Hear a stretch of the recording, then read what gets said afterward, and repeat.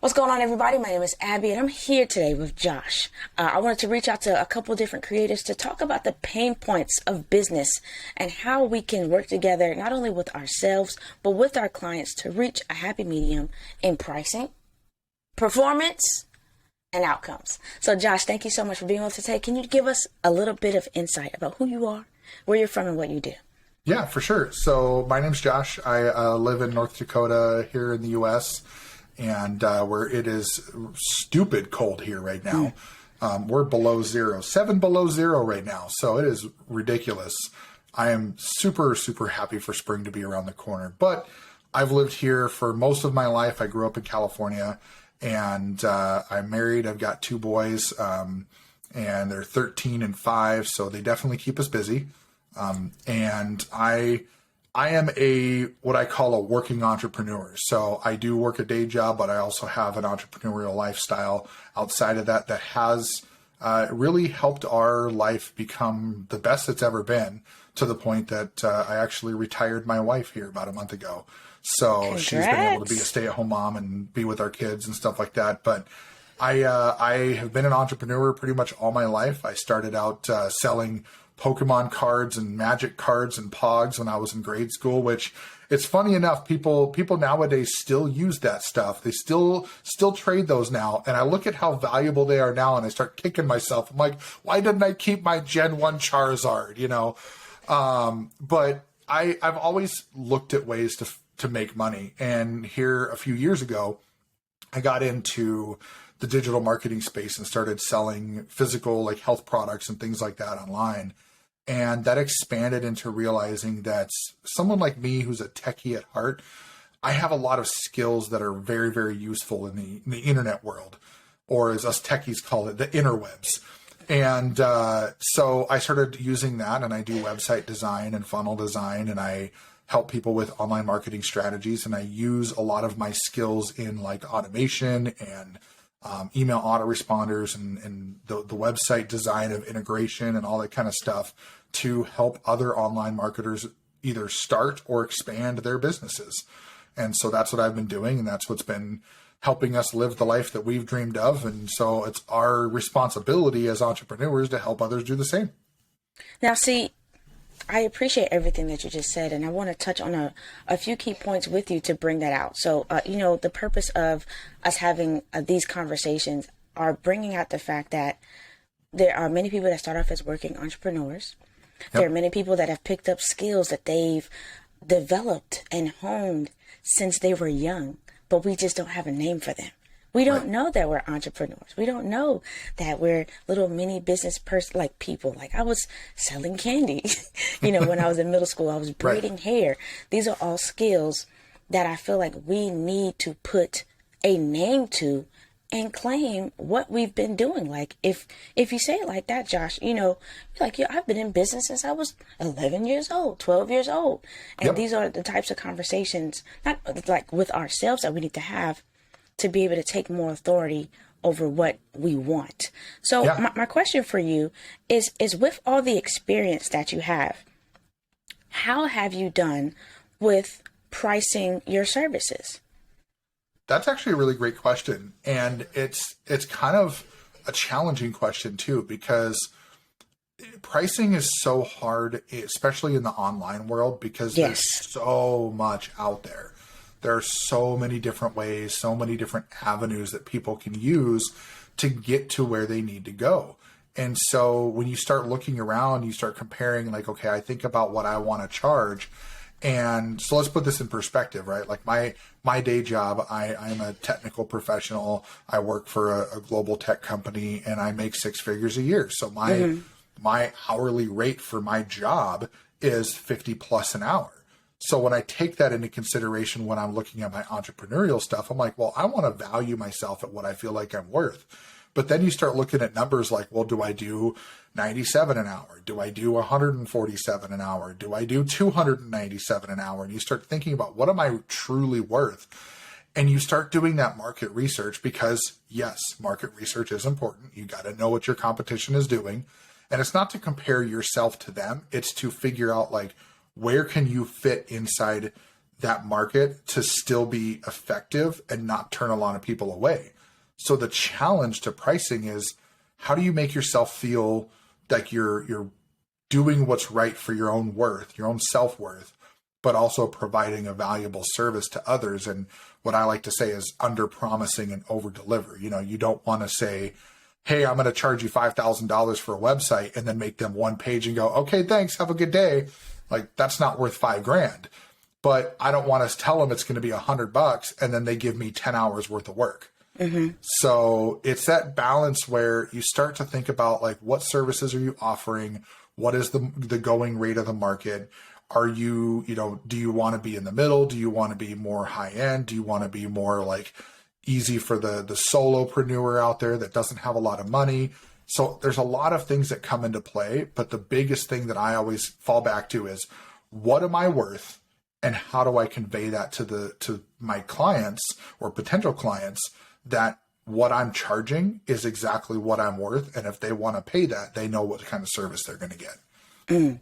You segued a little bit into the very next topic that I wanted to discuss with you. And that goes in with all of the things that I'm trying to tie into how to structure, at least get an idea of having your worth and all the other things that go into it. So the next thing is time.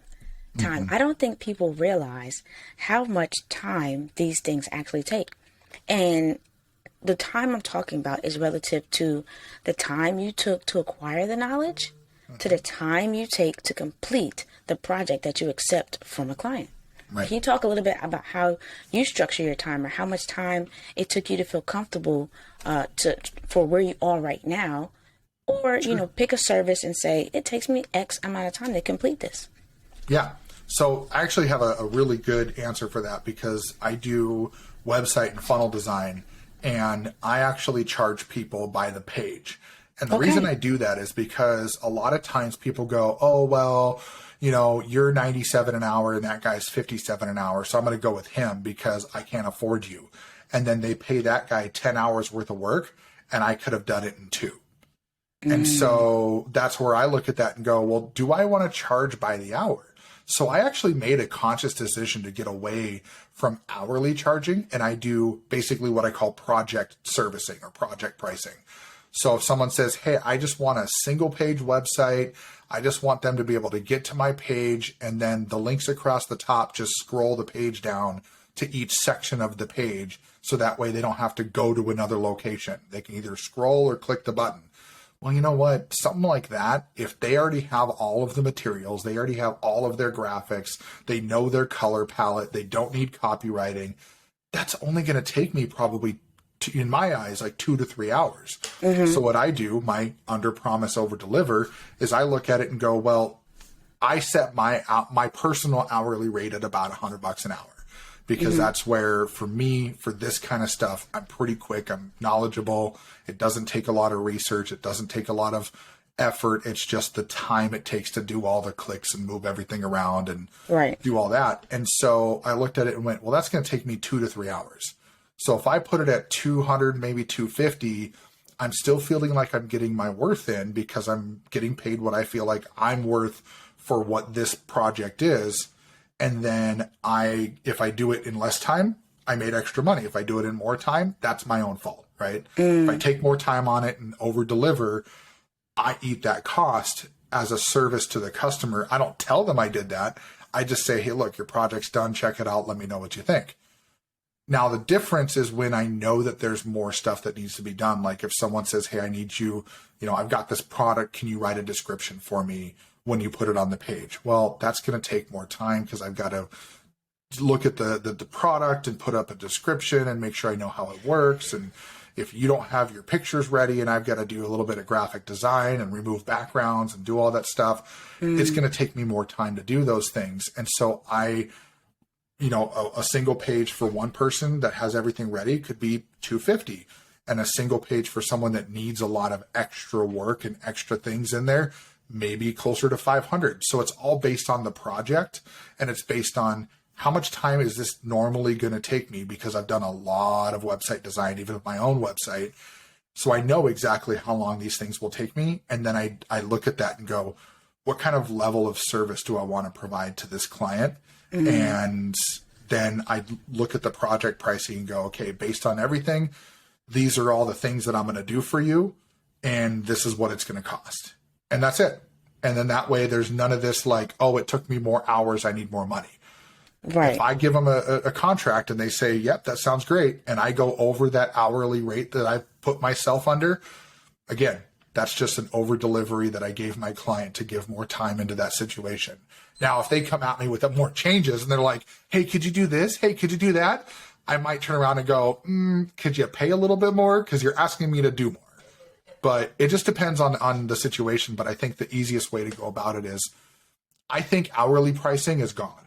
I don't think hourly pricing is useful for any of the type of services that like most digital marketers and online marketers do, unless you're talking about like writing books. You know, people do writing by the hour, by the word. Those things kind of make sense. But just general project style tasks, we don't need to do hourly. We all know what we're good at. So we do it, do it by the project, and clients will be way happier because they're not worried about how much time it's going to take you.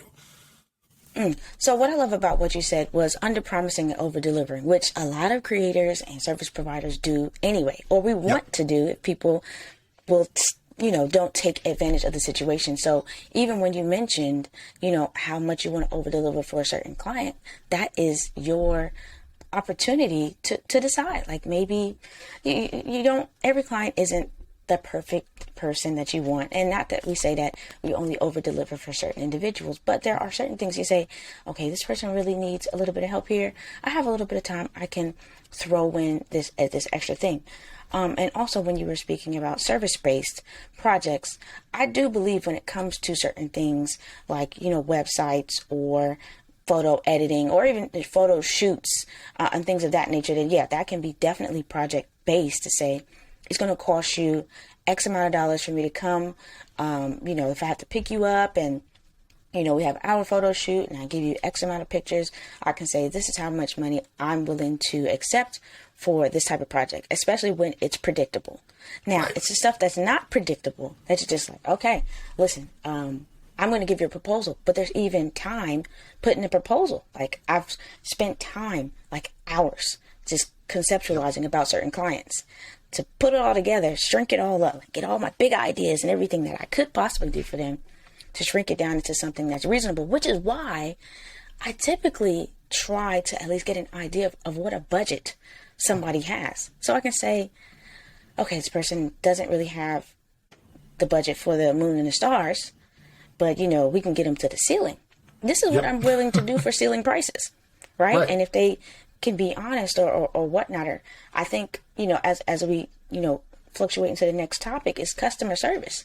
Like I need customers to also work with me so I can work with them. If I don't know what you're working with, and I've had a situation to where somebody, all these groups here, right? And this is what triggered me, to be honest.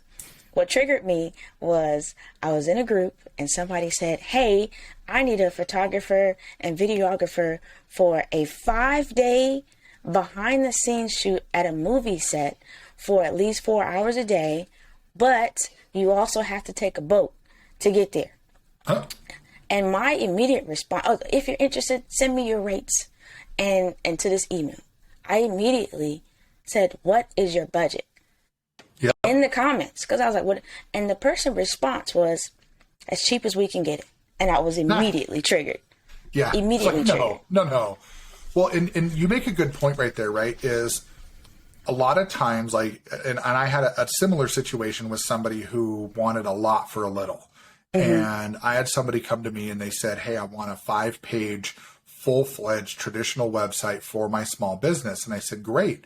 And we started sitting down, going through everything. And they were like, we have all of the descriptions, all of the copywriting, all of the graphics. All we need you to do is put it together. And I said, that's awesome. And I said, what kind of, length are you looking for? You start going through all the normal questions. And then I said, what is your budget? And they said, well, we want to keep it between 500 and 1,000. And I just kind of looked at them and I was like, okay. And I was like, so your budget is $500 to $1,000 and you want 5 pages and you want them fully built out with graphics and animations and all this stuff. and your budget is literally ceiling $1,000. Like, that's all you could do. And they said, yes. And I said, okay, for that, not trying to be mean or anything like that, not trying to ruffle feathers, but $1,000 for that kind of level, like animations and different graphics and different colors, and the picture scrolls slower than the page and all that stuff that they wanted. I was like, you're looking at probably like 2 to 3 pages max. And even then, that's kind of stretching it, because all of those things, I have to get them to work properly together, so it's not choppy. And I said, I'm not, not trying to make you sound like you don't know what you're talking about, but that doesn't line up with the effort that it's going to take to actually put that together. And like, I kid you not, the response was, oh, well, if you can't do it for that, then I'll go somewhere else. And I said, I'll make you a deal. If you find anybody else that can do it for that price, I will beat them by 10%. And they were like, okay. They came back and said, okay, what are your actual rates for this kind of work? Because everybody else they went to was quoting them between $5,000 and $10,000. And I was going to quote them about $2,500, because I figured $500 a page to do all the animations and everything. That's 5 hours a page. I could totally do that. And so that's the kind of thing, right? Is if you get their budget, you immediately start disqualifying certain clients, and it saves you time and effort and heartache and frustration down the road. And so I'm glad that you brought that up, because that is a very important question, is to know what the budget is of your client, so you know whether or not you can actually help them. Because you don't want to get into that agreement state and go, all right, well, here's my rate. And they go, whoa, whoa, whoa, I didn't want to pay that much. And now you have to have that conversation. Whereas you could just say, hey, sorry, your budget isn't within my price range.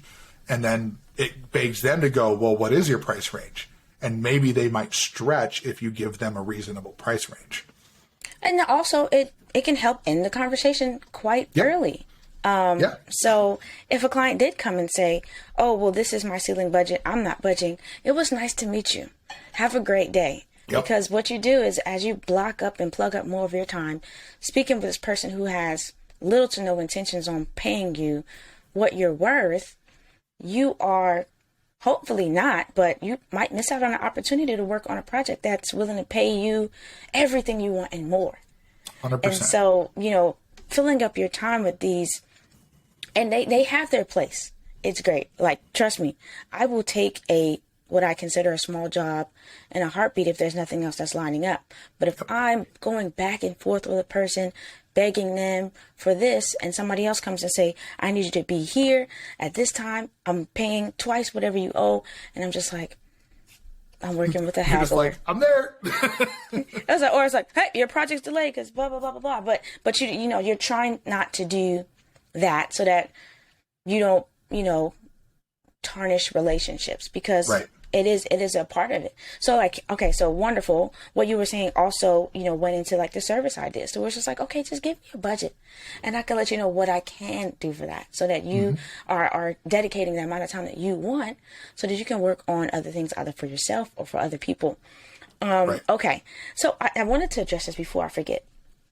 So I think we're still transitioning as a human race when it comes down. So follow me here, right? When it comes down to the fact that we used to be brick and mortar, physical product, come to my store, buy this honey. You see what I'm saying? Yep. Come to the store, buy this honey. And then it transitioned to, you can buy this honey from a computer and I'll send it to you. Right? Yep. And then it's from the computer, from your phone. So we are in another transition that I can't even wrap my head around, to where it's just like, come to my store, buy this honey. You can buy this honey from me online. And now we're going to eventually get to the metaverse, where it's just like, buy this representation of a thing that is honey in the metaverse to say that you have it. Yep. But it's not really honey. Right. But it's not tangible to you, to your hands, but virtually to your brain. You own it and you have it in your virtual space. So I think that people are still having a hard time transitioning from physical product in the real world, actual real time, I'm going to this place, to they're still in between the fact that I can do things online. And so that's one of the reasons why I focus on digital media, because a lot of people aren't focused on physical products, or they're not, roaming around the streets looking at billboards a lot anymore. You see what I'm saying? Or they're not picking up physical newspapers and magazines like that anymore. Things are moving digitally. You are selling, you are advertising, you are marketing online digitally. Everything that we do, I'm selling you this water bottle online so that you can get it physically. But then there's also a whole nother shift that's coming that people need to prepare for, but they need to get online first. Something that's really interesting about that, and I may not blow your mind, but somebody who's listening or watching that may blow their mind here is, think about this, right? Is we have entered an age where billboards are no longer even just paper anymore. They're digital, right? Mm-hmm. So you go driving down the road and all of a sudden, do you remember, and I might be dating myself here, but the billboards where the slats would change, where they would twist. Yes. Yeah. The triangles. They're triangles, right? And they'd have 3 different billboards, and you would as kids, I remember going, wait, it's gonna turn as you're driving by, and you're like, oh, there it went. And nowadays, like, it's just second nature for us to see a digital billboard that's showing videos and animations and all this stuff. And I remember growing up and watching movies like Blade Runner or The Matrix or things like that, where they talked about all these types of future technological advances. And so let's look at products and services, right? In even just 10, 15 years ago, you used to, if you wanted to sell a website to somebody, you used to have to either print out the graphics on like some poster board and show them what it would look like, or you'd have to take your computer, which was probably a barely enough powered computer to run it in their store and show them the website. And you would have to physically walk to their store, walk in, sit down with somebody, show them the website, and have a conversation either in their office or out in their lobby or whatever. And nowadays, I don't even have to do that. I can call or even email a small business and say, hey, look, I noticed that you don't have your business verified on Google. You don't have a website listed for your business. Have you thought about that? Is that something you're looking into? And they can tell me right there, and neither of us have to leave our desk. We don't have to walk out of our home. You don't have to send the floppy disk. Right. Yeah. You don't have to send the floppy disk, right? Don't have to send the 3.5 inch, floppy and say, okay, put this in, let it load for 15 minutes. But like, that's the thing is, we are in an age, like living in an age where it almost feels like the movie WALL-E, right? You're on that big ship and you're out there in space. You don't even have to leave your chair. That's basically what it is these days. Some of us, like myself, have not done so well with the sitting in the chair for many hours, but the whole part of it is that we don't have to do physical meetups anymore if we don't want to. But the metaverse is going to change it even to another level where you don't even have to actually have a physical product to say you have something. Mm-hmm. And NFTs have already shown that. And crypto has already shown that. You don't have to hold money to actually have money. It's a new age that I don't think in our lifetime we're going to see the full inception of what that's going to be like. But I do believe in our lifetime we're going to get to a point where we may not even see signs up on the side of the road for businesses anymore. I mean, most businesses nowadays, look at strip malls, right? How many strip malls do you drive by that you no longer see that big sign with all the little boxes with all the stores on it? Now it's just one digital sign and it flips through all the stores on that sign. Well, eventually that's probably not even going to exist, because either they're going to have some sort of hologram above the store, or you're going to not even care about the sign because the store's there, because your phone is telling you, hey, look, this store's here, that store is there.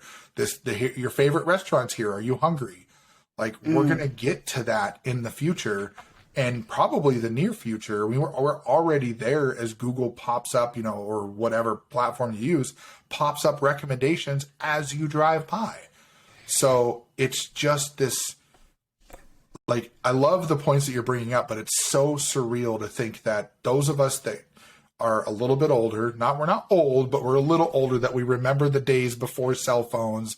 We remember the days before, the mass internet where dial up was a thing and you had your fancy flip phone or your Nokia phone with the green screen, where none of this stuff existed. And we thought it was a dream when this stuff started to come out.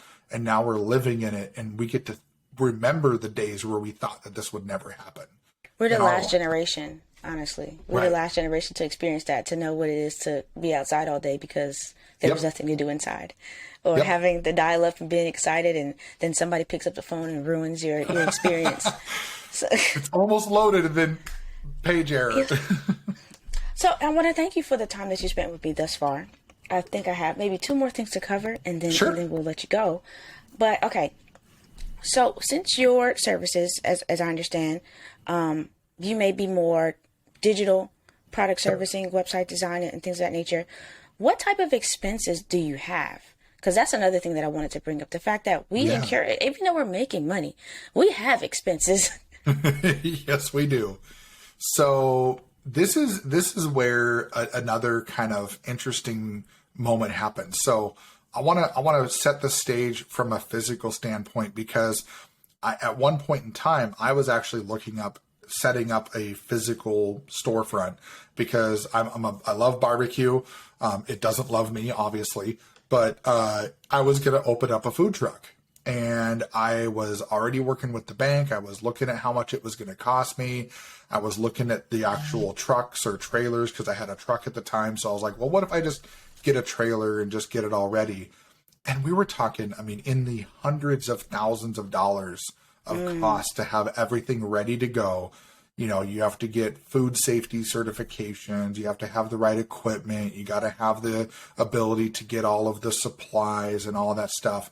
Insurance. And so thinking about that, right, I was ready. And I think my total cost was going to be around $250,000 to start with having everything ready to go. Like, this was a full certified, like, bona fide food truck that you would see out in like a fair or a festival or something like that. And it was going to be barbecue, smoking meats. That's all I was going to be doing, like brisket and pulled pork and steaks and ribs and whatever. And I was ready to drop that before I got full into online marketing. Now, a lot of people say, well, online marketing, you should be able to do this for basically little to no cost. No, that's not true at all. There is a lot of cost that comes into the digital marketing world, like things like training, right? We don't know everything that's involved. And so I took certification courses to be able to be certified in graphic design and website design and email marketing and automation and things like that. So that way I can provide a full-fledged service to my clients. That comes at a cost. I decided I wanted to go through and do some training on actual like marketing training and copywriting and things like that. So that way I could write copy for clients if they needed it. All those things come with a cost. But when we talk about the running cost of a business, like for me, my business overall is a very profitable business because my running expenses are very low. Mm-hmm. I have things like an autoresponder that I think I spend $60 a month for, because I have a number of leads that I send emails to. So I have to store those, I have, a Dropbox that I pay for all of my marketing materials, my images, my documents, my legal documents. I have, that way I can access them anywhere. Things like productivity software. I pay the premium subscription for Evernote so I can have it on multiple devices so I can go wherever I need to go. There's just little things like that just, they add up. The software that I use to host websites on. Well, I run my website on that software because you have to be a product of your product. You have to be able to know how to answer those questions for people. So if I don't use my own product, why am I even marketing it to somebody else? So all those things in play, there is a cost, but that's where when you're doing your pricing, you have to think about, okay, do I price something where my cost, I look at like my daily cost. If it costs me more for those, let's say it takes me 3 evenings to put together a 2-page website for somebody. If my daily cost is more than what I'm charging my client, I'm doing myself a disservice, because I should not be charging less than what my expenses are. So that's what another thing as we go back to like the pricing, right, is expenses come into play. You got to figure out, how much am I paying for, this is my home office. I actually just moved into a new home office. So I've got like stuff on the floor over here. You should see what's behind me. Yeah. Right.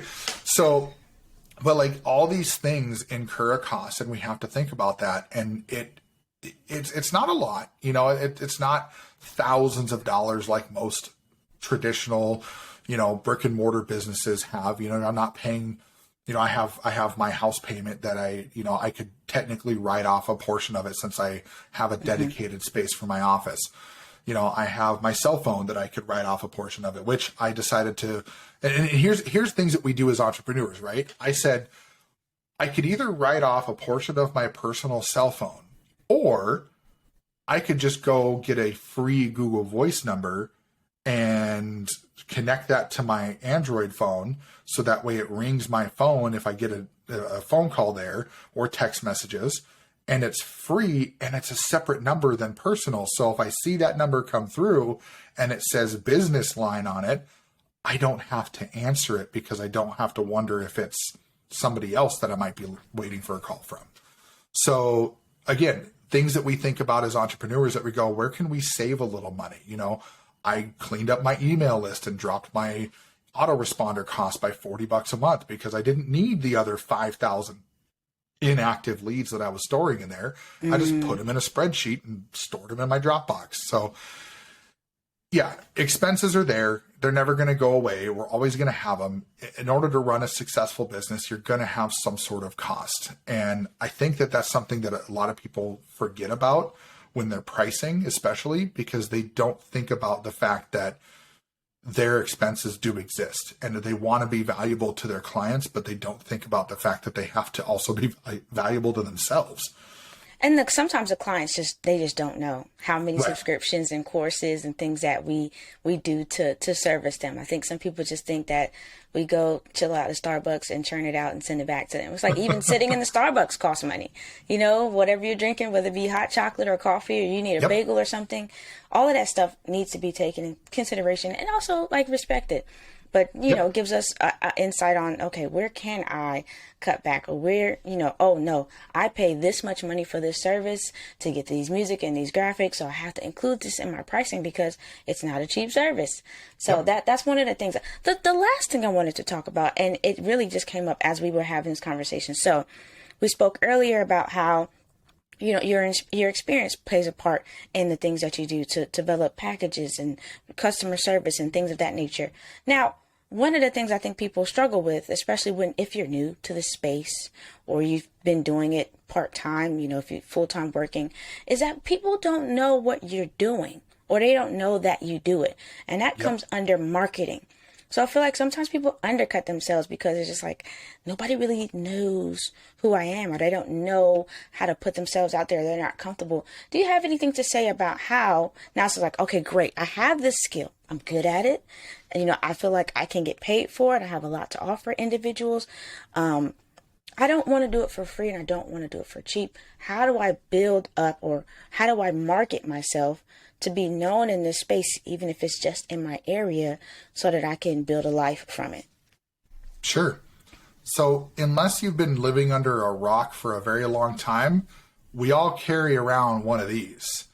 And the thing is when we're thinking about how we want to show our value out to the world, and how we can, convey what we know and what we can help others do, it's all about documenting your journey, right? I always tell people the journey is the prize. It's not the end result. It's not the money you make. It's not everything else. It's enjoying the process and documenting yourself through it, because if we're not showing every part of what we're doing, and I don't mean like you don't need to show yourself getting dressed in the morning and stuff like that, but like, I moved into, so when my wife left her job, and I said, okay, I want to take over the office, because I want more of a space that I can focus in. I can really get into that content creation mode.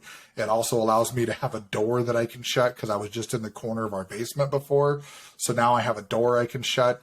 And it was one of those things where, you know, people are like, oh, well, you know, that's cool. That, you know, good for you. But instead of just telling people, I actually took video and was like, hey, look, guys, I'm moving all this stuff over into here so I can focus and have less distractions and be able to have a space for me. And I can, you know, I've got a couch and some shelves coming so I can have a space where I can sit and read my books and do my affirmations in the morning and all that kind of stuff. And that stuff, even though to most people, they're like, well, that doesn't mean anything. Sure, it does. Because you know what your client's doing? When you are not looking, they are researching on the internet about you. They're looking about what are you doing? What are you talking about? How are you presenting yourself? So when my clients look me up, they see a dude in a Freedom t-shirt walking around all the time because I got about 6 different t-shirts like this because it's a company that I represent online. And it's a community that I'm a part of. I've spoke on their stage. I've been able to, you know, do things with them. I'm a leader in their community. And so I promote what I, you know, believe in. And so I'm also talking about like website design, and I'm talking about mindset, and I'm talking about personal growth, and I'm talking about leadership principles, and I'm talking about things like that, because when my client sees me, they're going to look at that and go, wow, this guy's, you know, he's got a lot of really good mindset and he knows what he's talking about and he is holding himself to a higher standard. Well, that's going to look a heck of a lot better than some guys like, hey guys, come watch me play Destiny 2 on Twitch. Like, yeah, I'm sure there's a website designer out there that could build a website that's way better than I am. But if your client sees you doing a bunch of random stuff and you're not documenting what you're really doing inside of your business, like everything on the internet lives on the internet forever now. So you might as well make it worthwhile. And the best way to do it is just take pictures, take video, show what you're doing. You know, I've shown video of me creating content or even building out websites and things like that. And I'll even send some of those to clients and be like, hey, look, I'm working on your website right now. And just wanted to show you a little behind the scenes. You know what that does is it builds trust.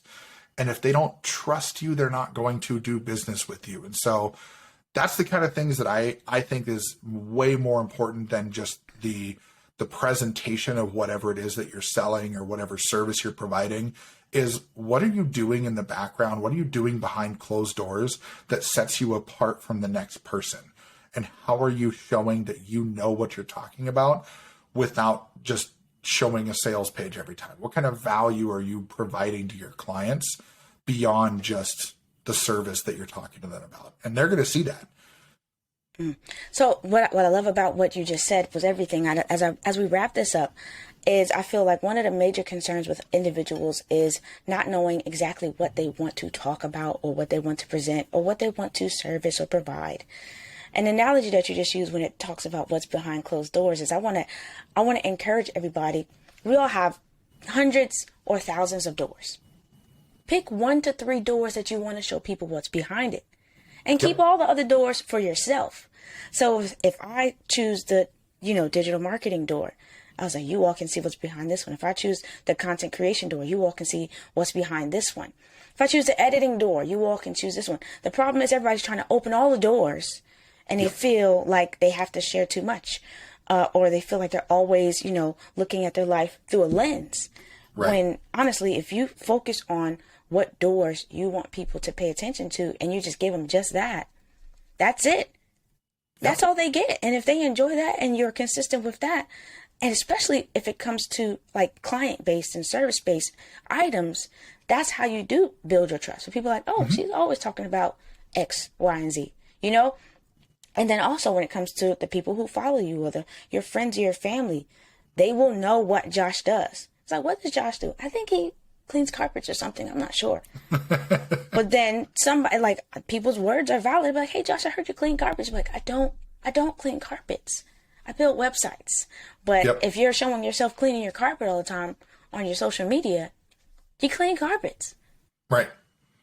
And that's actually really powerful too, is because you can set the wrong example. And so like for me, I do 2 things, right? My 2 main things is I help with online marketing. I teach online marketing strategies. I help people start or expand their online businesses, and I build and, basically design and host websites and funnels. So with those two things, what a lot of people see is they're like, oh, well, we only see you do online marketing. It's like, you're right, because that's what the world needs to see, because that's what I provide valuable to the general person, right?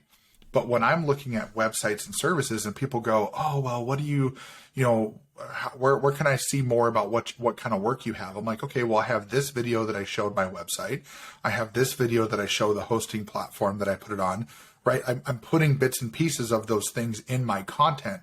So when somebody asks, how can I look at this? I go, well, guess what? My website is completely built on our hosting platform. Here's my link. Well, now they get to see not only my website, about me, how it's all set up, but now they can see how responsive it is. They can see all the features that are there. They can see all the different things that I've done with it. And now it gives them even more confidence that, hey, if this person can build this kind of website, what can they do for us? So it's like you talked about, that 1 to 3 doors. Those doors don't have to be distinctive doors. You could have a big door that's like, for me, my big door is online marketing. And the little side door that comes out of that is my website design. And so people see that as I'm doing my marketing and as I'm showing my screen and doing walkthroughs and all that kind of stuff.